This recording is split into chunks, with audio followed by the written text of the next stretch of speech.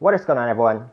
Thanks for tuning in, and welcome back to another episode of Dad Talks. Today we are going to be taking a basic look and review of the Amazfit Verge Lite smartwatch fitness tracker. Now, this smartwatch goes for in the range of about $70 USD, depending on the seller and the website that you choose to get it from. If you guys are interested in buying this watch after this video, you guys can use my eBay affiliate link below. It will take you to trusted sellers on eBay, and I will earn a commission at no extra cost to you. Now, before we begin the video today, please do make sure to like this video and subscribe to my channel, as I do come out with new regular video reviews on the latest gadgets. If you guys do want me to review any gadgets that you guys do want to see, please leave me a comment in the comment section below, and I will try my best to review the gadget that you guys are interested in based on the popularity of the request. Now let's begin. So this is the package that it comes from.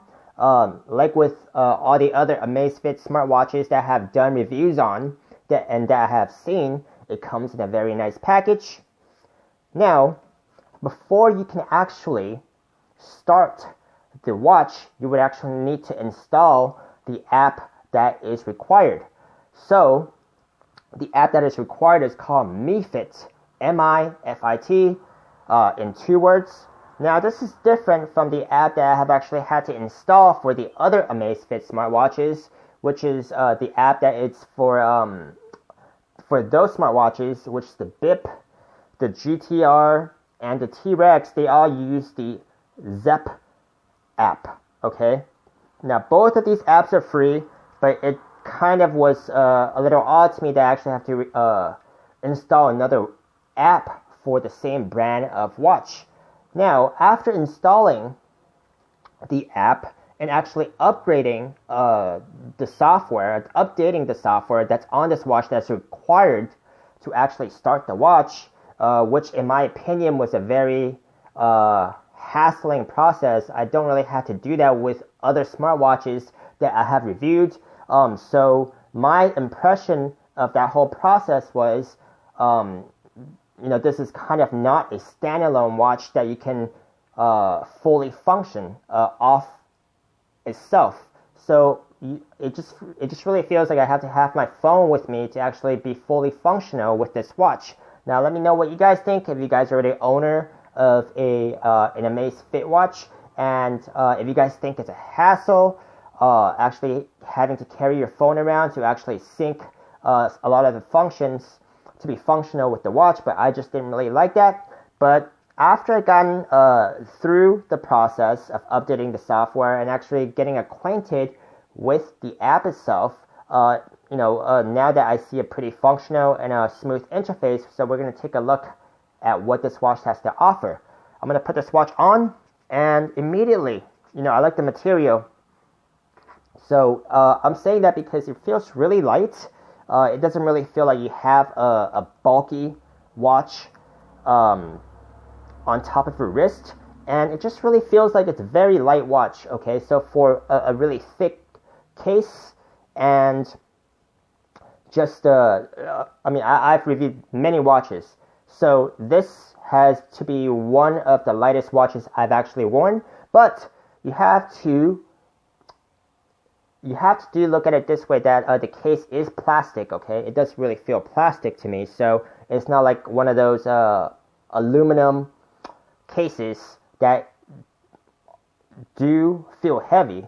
So in that sense, it's kind of a plus. It's very sporty, and I like the feel of it. It's very light. So let's get to some of the functions on this watch, okay? So we're going to start off by looking at the watch face. So the watch face itself, you can't actually access a lot of the watch faces just by the watch itself, just by pressing and holding the watch face that you're on. You can't get to all of the watch faces, okay? So in order to actually be able to get to all of the watch faces, you would actually need to access through the app and then sync the switch in the watch face. Okay, so there are a lot more watch faces within the app that you can actually sync the change if you actually do want to change to more watch faces, but you just can't be able to do that within the watch itself. As you can see, there's only 3 so far. Now let's get to another menu on the watch by swiping down. Now this is the settings menu, and it's pretty standard settings menu. So you do have your flashlight,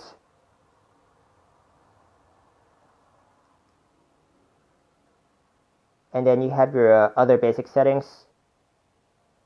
I believe this would be just your brightness of your screen. This would be a seems like it's power saver type of setting. Okay, so this is the power saver type of setting, and then I'm not exactly sure what D&D is. Let me see. Smart D&D, if you sleep wearing the watch, the D&D mode will be enabled automatically. So it sounds like it's something to do with sleep monitoring.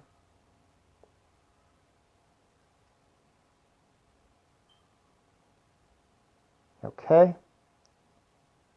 Screen locked. Okay, that's locking the screen. Now, if you swipe right, that would actually get you to the heart rate monitor, so it seems. Now, this is a very familiar interface to me since I have actually done reviews on other Amazfit watches. So I really do like a brand of watches that have very similar interfaces, so I don't really have to get used to the interface again just because I'm getting a new watch under the same brand. Now, after seeing quite a bit of smartwatches, I do have to say that the interface on Amazfit is a lot smoother than the other smartwatches and even their fitness trackers. And then if you keep swiping right, that's your pedometer. It'll tell you the steps you have taken. And it looks like if you just keep swiping right, that will go come back full circle to the default watch face. Now, what if we swipe up? Now, this will give you your main menu, status. Okay, so I think this will actually give you your the progress in your goal, which you get to set when you install the app itself. Now, the heart rate we have just went through.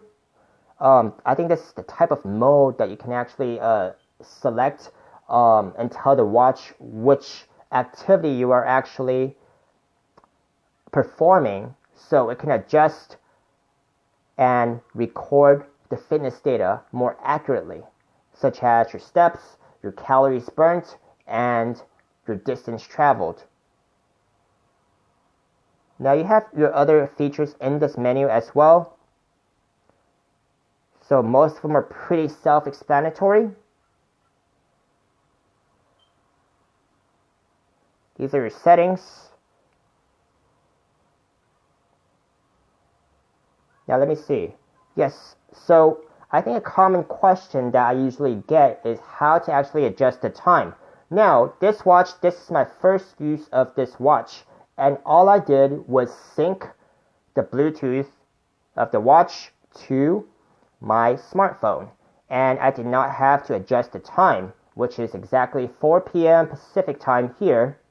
So what I'm going to be assuming based on my experience of reviewing smartwatches is that the time has already been automatically synced with your phone's time when you actually have synced the watch to the app. So that's convenient, and that is one less thing we have to worry about. Now, this concludes my short review on the Amazfit Verge smartwatch. What do I think of it? I think it's actually a very nice fitness tracker. I think it could also make use as a casual smartwatch watch. I can actually wear it out and while going out, depending on the occasion. But it's definitely not a very formal looking or a classy looking smartwatch, like the T-Rex or the GTR. So in that sense, just the look itself, it's not something I will wear out to a formal occasion, but for a lot of other informal or sporty occasions, I think this watch is very fitting. I hope you guys have found my video helpful.